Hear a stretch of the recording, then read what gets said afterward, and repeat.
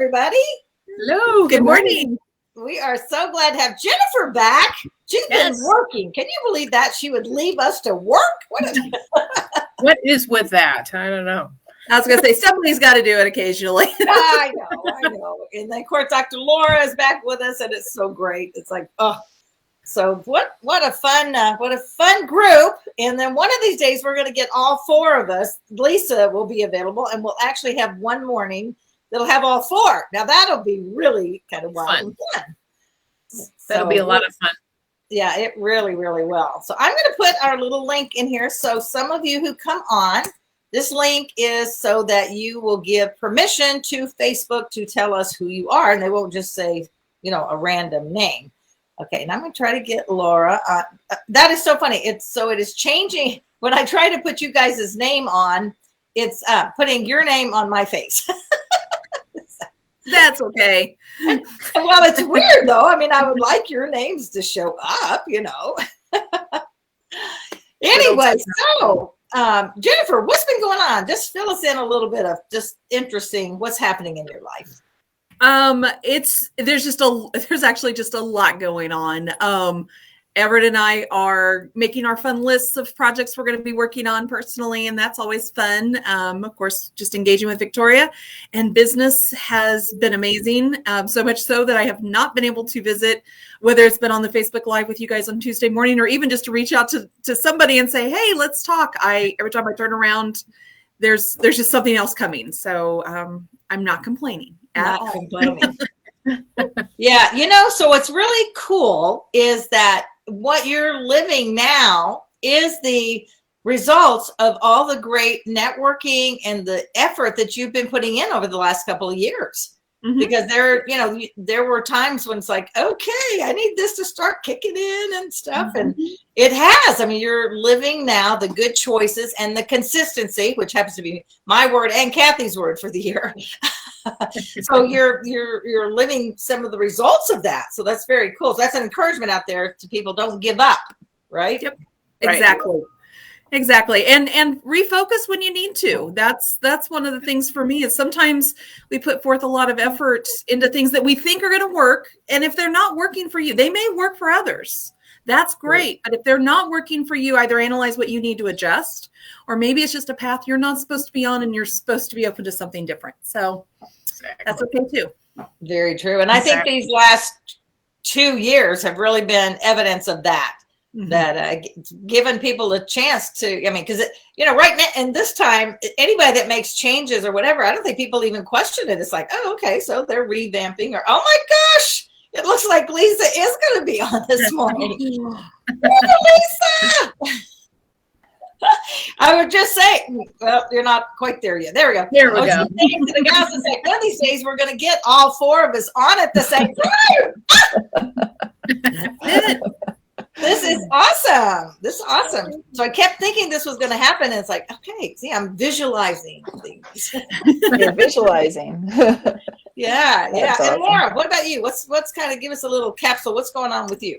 Oh, just busy writing a lot with my business. And, like what Jennifer was saying, with punting and pivoting is what I call it.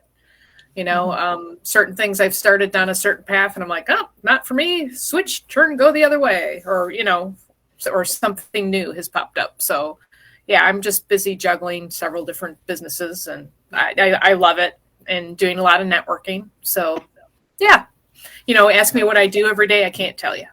But somehow we're busy every day, right? Yes, it's like, okay, that's when it's like, okay, what am I doing? Anyway. Yeah.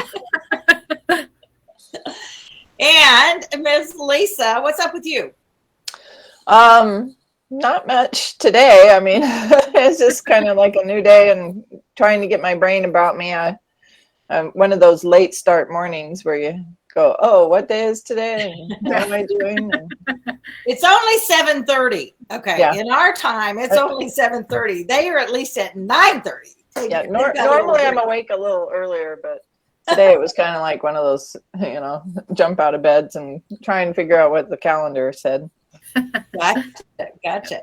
Well, we are going to talk this morning about one of our favorite subjects, I think, for all of us, is abundance. And, this is such a great, great topic. And all three of you are great people for us to be talking about that. I'm going to just start out by saying in John 10:10, it says, I've come that you may have life and have it in abundance. So any of you who question whether God wants you to have abundance or whether you should have it, or maybe somebody else should and not you, scripture tells us. So if you're a believer, which most of our audience is, if Jesus says he's come to give you life in abundance, then why should we even question it? But I see it in women all the time.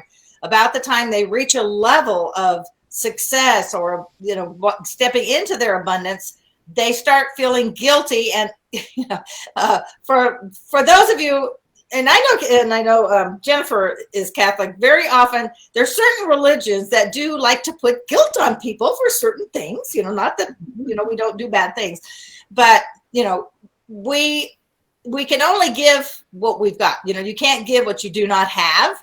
And so whether that is money, and we often think of it in money, but there's so many other areas of abundance. So let's just throw it out there. So kind of what does this mean to you? So Lisa, I'll start with you. What's a thought for you when you think of abundance? Well, I think we're okay with whatever level of abundance we were taught to be okay with. Good one. And so that can be in any category. It doesn't have to be in money. It can be, what does abundance look like in love? Oh, can't have above this. We have these arbitrary levels in our head, and I don't know who teaches us, whether it's culture or religion or parents or et cetera. And it doesn't fault who is teaching. It's just these things get passed down. And because I know people who are taught that, that having millions and millions is a wonderful thing. They have no guilt whatsoever. And then there's others of us who do. And so, I think it has to do with how we've been taught to a certain extent. Yeah, I think you're right. Because if in your family you've grown up and it's been that feeling, or even said out loud that, not to dream too big, because that's never going to happen to you. We're perfectly fine here. Give up on those dreams and those thoughts. So right. What about you, Jennifer? For me, abundance is interesting because I kind of going off what Lisa said, we look at it as, is there a magic number? And I don't think there is. I think there's some people that at the end of the month, they could have $5,000 left over after all expenses are paid, and they would still feel it's not enough. Yeah. But to me, abundance is anything that is over what you need. So if I make $1,000 and my bills came to $999, I have an abundance. There's an extra dollar.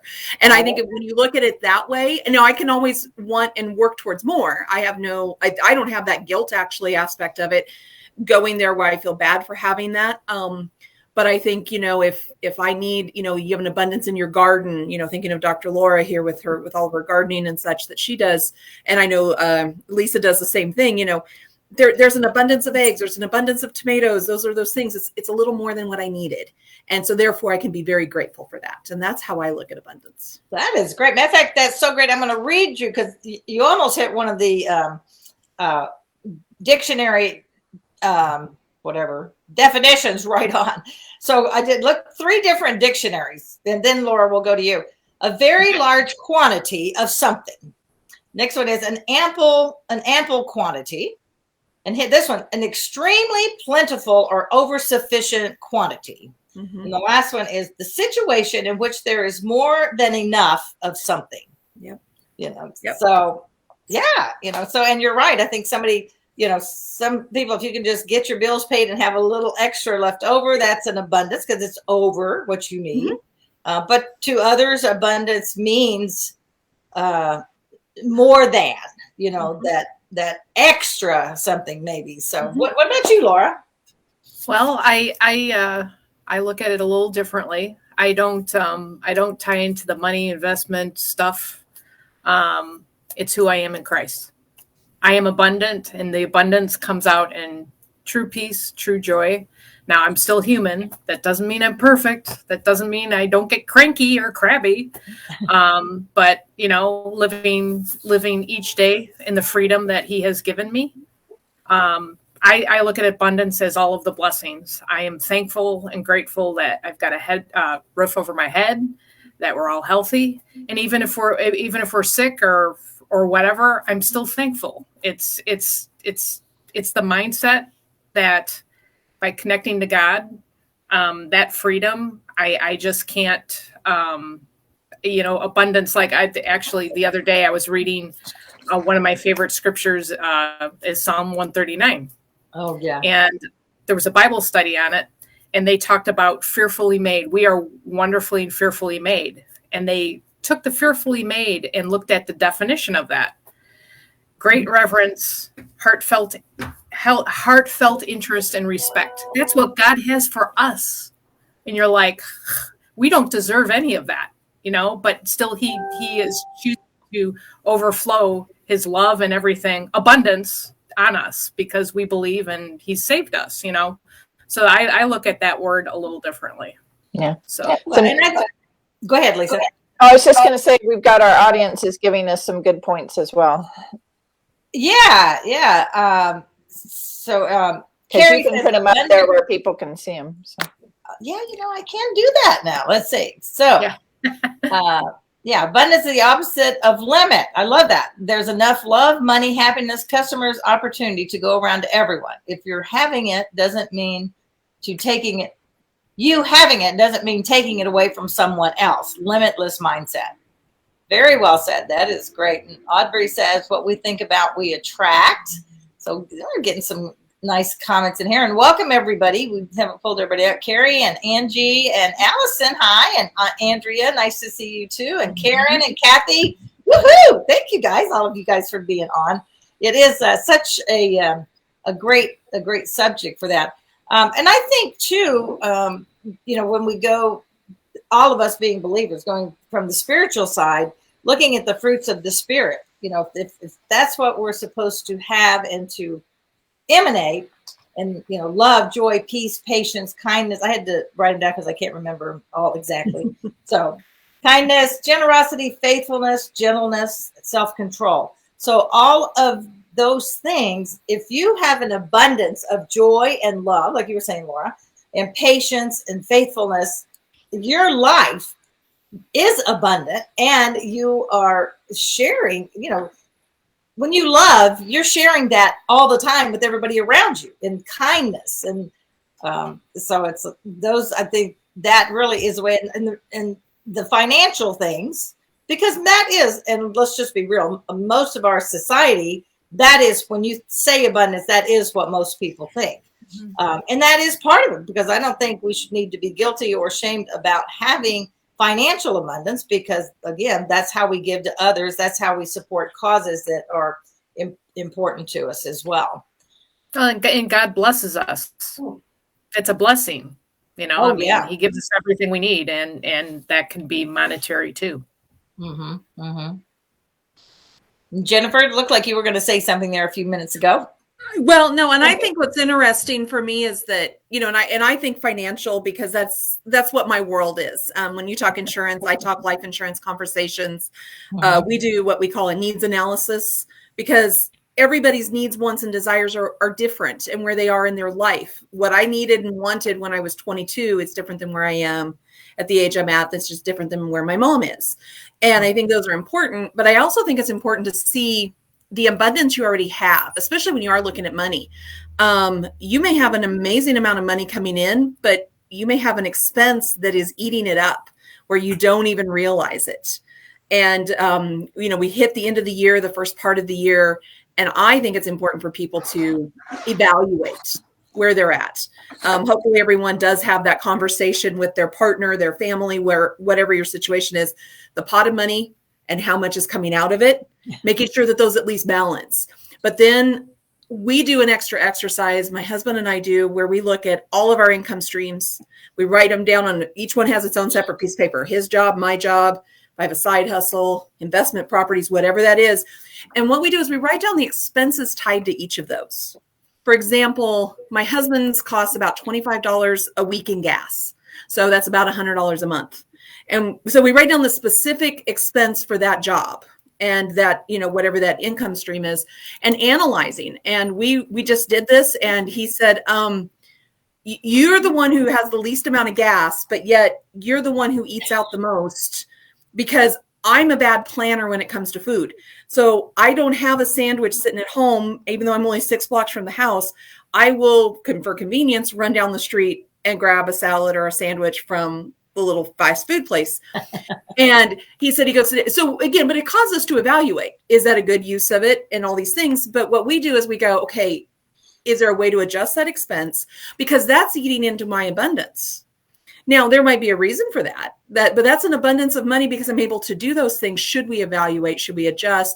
And I encourage people to do that with if you have a side hustle, look at how much money you make. What are your expenses tied to that? And what does that all look like for you? And I think it's important for all of us to evaluate what that looks like and to go from there. And to me, that is, it just becomes fascinating because I think people have more abundance than they realize.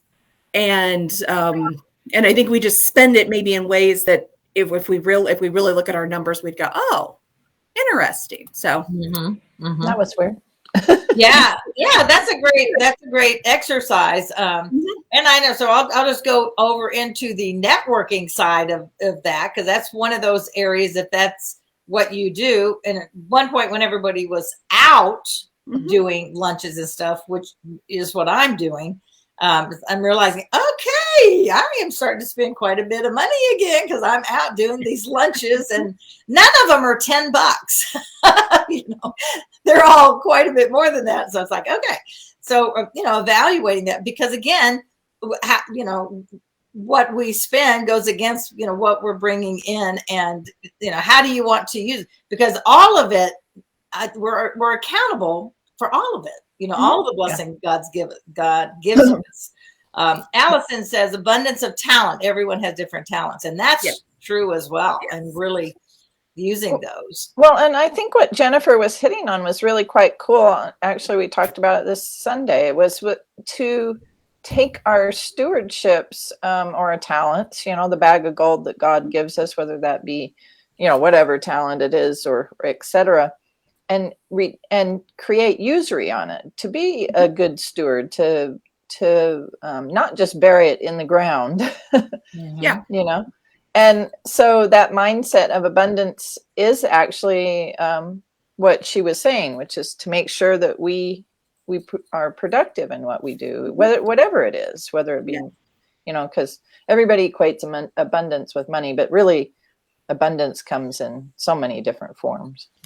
And it does. And then again, to me, that's where, and again, I focus a lot on money because again, that's my daily job, but it's important. And for me, again, it's the how you use it. I had I remember someone complaining one time, I wish I could go on a vacation for 2 weeks in the Caribbean Sea. And I'd say, okay, why can't you? Well, I just don't have time. Okay, what are you doing with your time?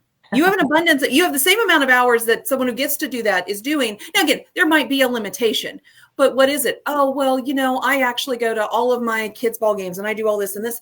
Okay, that's a great use of your time. I'm not at all saying that there's a right or a wrong answer to this. There is, but if you took the same amount of time, I don't have little kids anymore. I don't have to go to ball games. I don't have any of that. So now I have a freedom of this time. What do I want to do with it? Am I going to put time into this or that? And I think it's just a matter of like Lisa was saying, taking those pots and saying, okay, what am I going to do with this?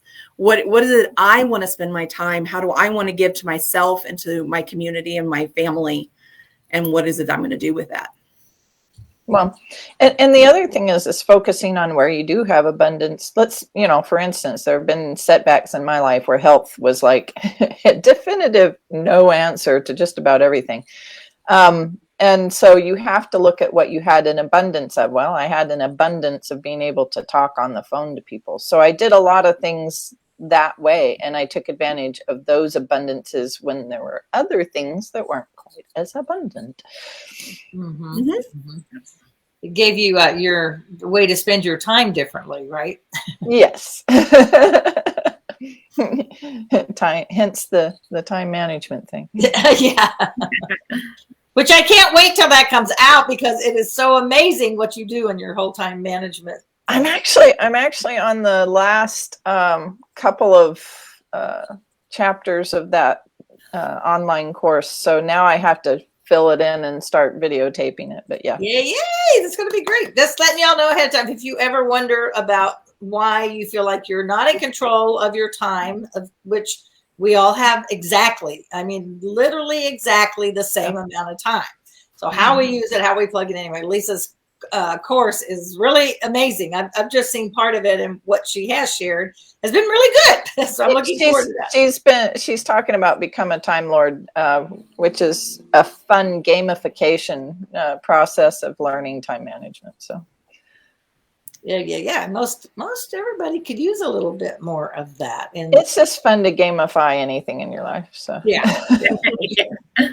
So Laura, what about you? Other thoughts on any of these things that have been thrown out, or new thoughts as far as the whole abundance?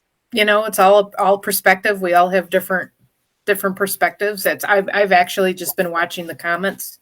Like you were saying, a lot of people have a lot of good, like Karen Hagens is saying health, abundance and health. That's a biggie. Financial. Let's see, what else did we see? Love, money, happiness, customers, opportunity. Yeah, there's. But I'm going to poke Laura here, because the thing is you do the gardening, and since I've discovered gardening, and I have a brown thumb, the thing is that have you, or can you tell people about what the gardening creates, not just health, but some of the other things that come from the joy of planting and things like that create that abundance in the gardening, because you have such a great perspective on that. Gardening, it's a soul, body, spirit kind of thing. It's you feel good. It's a good mindset. It's an escape when you're mad at somebody. Digging the dirt. I'm always praying over what I plant, and God always gives me above and beyond. Like I get bumper crops all the time. It's an all-encompassing experience. It helps you relax, being out in the sunshine. It's great to watch things grow out of a tiny little seed. It is. And you have to plant from seed, by the way, at least once. Yeah. Yeah. And then you do have those times where the animals, like last year, I had a bunny in my garden, baby bunnies in between the carrots and the lettuce, which was ironic. And then you go, well, and I had a friend go, aren't you going to kill those? And I'm like, no. So, but no, it's a wonderful experience. Yeah. And like you say, that's an abundant experience. Gardening for sure. It's an obvious. It does. Yeah. For somebody who wasn't in gardening, I mean, I grew up in gardening. Gardening has really brought so many different abundant dynamics to me. Mm-hmm. It's been kind of a cool journey over the last 2 years. Well, and as you know, and I don't know about Delinda, you or Jennifer with gardening or just plants. I mean, it's fascinating. It's fascinating what grows out of a little seed, or how a plant produces something and what it needs. I mean, it is a true picture of the great creator, great designer of everything. Exactly. Yeah, the only gardening that I really am familiar with now, Bill's dad and their family always had gardens, but I just remember my granddad, and we'd just go out, and I think half of his whole yard was a garden. It was huge, and it was just so cool to walk out there. And my main memory is of his tomatoes and how amazing they were. We'd just go out. And I don't think we even watched them. We would just go pick one off and just eat it. And it was like, oh my gosh. I mean, I can still remember that flavor of that tomato right off the vine. It was awesome. And somehow tomatoes don't taste like that anymore. Well, not unless you're from yourself. Yeah. Not unless you grow them yourself. Yeah. So I was going to say, I'm one of those. I've tried. I just am grateful Victoria was not a plant. She successfully made it to adulthood.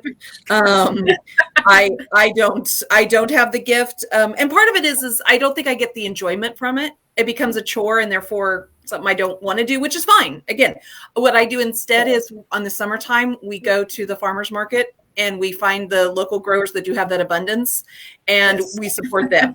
And to me, I am grateful for that. And I can, and I do all the other stuff. There's part of me that wishes it was my yard and my garden, but I don't think I would enjoy the other part of it as well. So I'm okay with maintenance plans. Said I've got a maintenance plan. So, I don't know where you live, but. Yeah, and it is, everybody does different things, and that's cool. So don't feel guilty if you're not gardening. But the thing is that what I discovered was that after killing multiple plants, that it actually was fun to try and keep, it was fun for me to keep them alive. and that process got easier as I went along.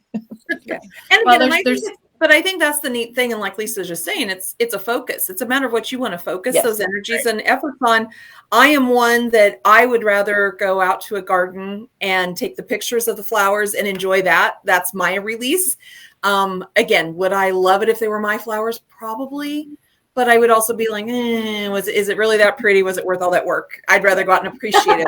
Beauty. So if we were all the same, it'd be a boring world. It would be boring. And hey, the vendors at the farmers markets, they need somebody to come buy the stuff. So, we can be on that receiving end. That would be where I am as well. Exactly. And I do encourage people to do that. Kansas City, and I'm sure Vegas, I'm sure you guys have something similar. We've got a couple of really amazing farmers markets where and I know specifically like the city market, which is the one I go to, they actually go out and they double check the farms a couple times a year. They make sure that they really are locally grown and such. It's not a certification, but just kind of just to make sure. We don't want stuff that's just brought in that someone's claiming that they grew. I want to know that I'm supporting somebody local. So I like that. Yeah, that is great. Mary Helen says, maybe you need to start small for gardening. I want to start with a small herb garden. And I would say that's like most everything. Start small. Yeah. And Laura's your gal. She'll help you there. Yeah, I killed the one tomato plant I put in a pot, and after that I was done. I'm done. It's okay. I said I'm grateful. I will gladly. I'm a great audience person. I will applaud and appreciate everyone else's work. Oh gosh, how fun. And Audrey says, making learning fun makes it easier to retain. So that is true. So that would go back to your time management, I think, Lisa. Yeah. And she also says, Grandma Danes always knew when we had been in the garden eating the peas. Can you eat raw peas? Yes. Oh, you can? I didn't know that. I thought they had to be cooked first. Yep. They taste really good. And all of this comes together in an overall subject of it. It all comes no matter which way we're looking at abundance, from an abundance mindset. Are we keeping our minds open for what God has for us and what blessings He may bring, and being open to that, keeping an open mind that God may have more for us, but because we've closed down a part of our mind, we're not looking at that. Because I believe He is our loving Father. I mean, He wants all blessings for us, but I think we're the ones that shut the gate. We often are like, well, whatever it is, I don't deserve that. Or my mom said, whatever those words and those things that have come across to us through the years, that if we begin to just open our minds, I did a posting on LinkedIn last night about take the girdle off your brain.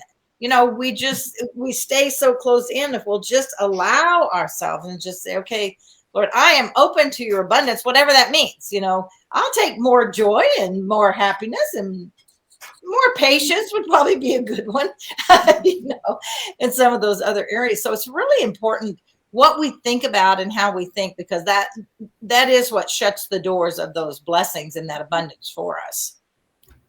Well, and then like you say, Delinda, when you close down your program of it's a choice, everything is a choice.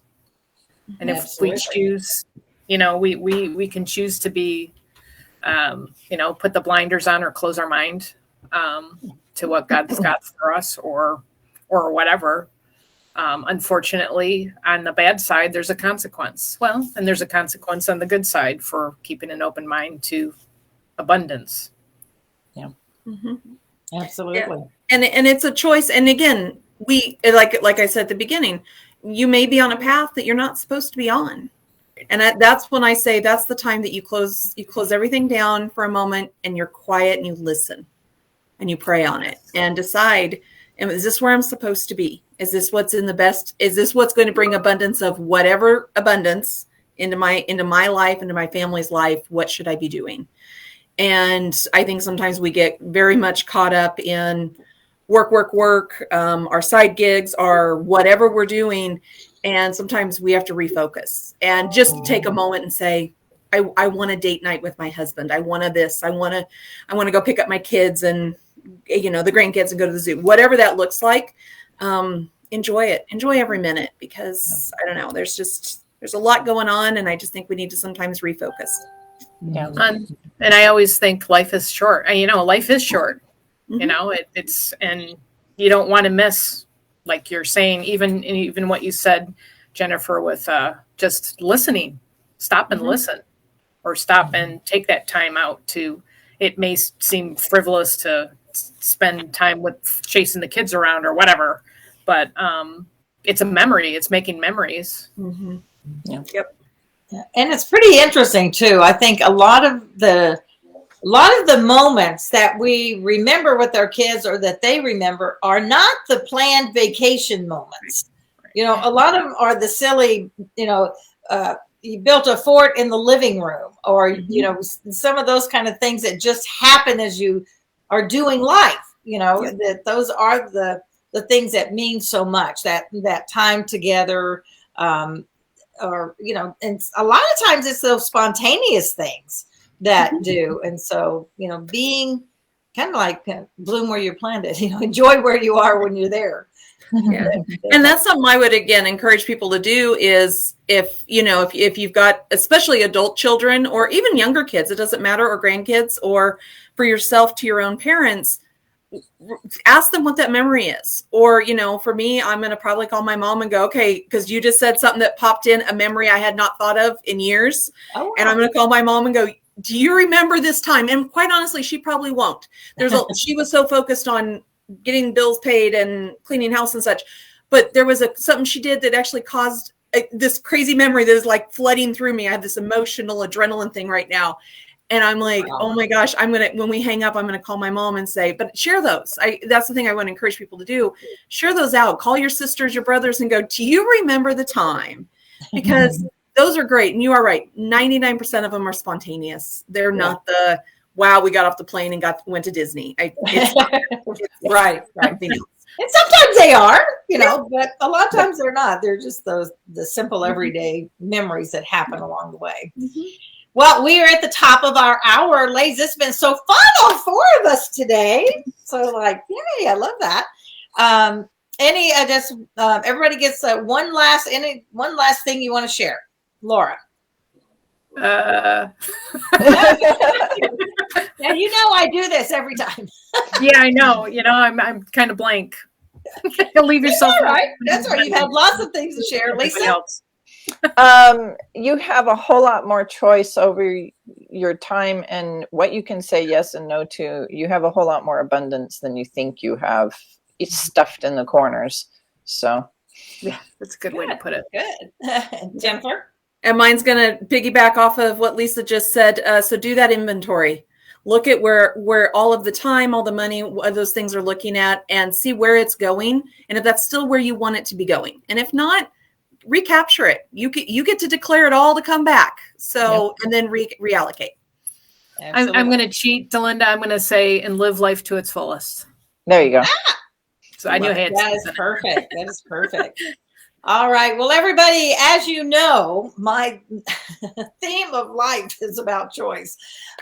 So life is not a matter of chance. And aren't you glad? Life is not a matter of chance. And I'm just thrilled about that every day. It's a matter of choice. So go out, make it a great week, and take inventory this week of where all your blessings are coming in. Look at the abundance you already have and just be open for what else God has. Gratitude. So bye, everybody. Thanks for being here. Take care. Bye.